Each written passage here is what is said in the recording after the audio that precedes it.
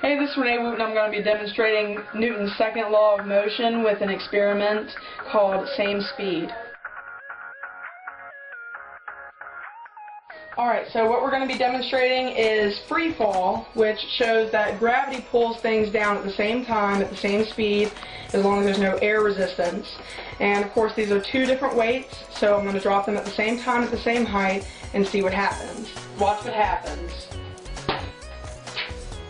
Alright, as we saw, they actually didn't hit the ground at the same time.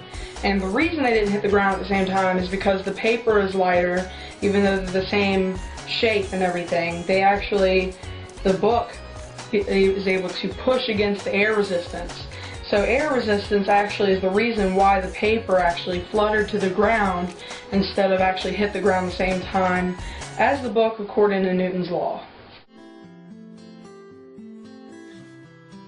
Okay, so what we're going to do now is we're going to drop the book and the piece of paper at the same height again at the same time. And what I'm actually going to do is place the paper on top of the book so none of the edges are overlaying the book or anything like that.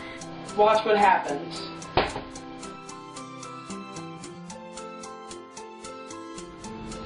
So when we dropped the piece of paper and the book at the same time, at the same height, separately, they actually did not fall at the same time, so therefore there was no free fall because the paper actually experienced air resistance while it was going to the ground. When we placed the paper on top of the book, it actually blocked the air resistance from the paper, therefore they did fall at the same time and experienced free fall.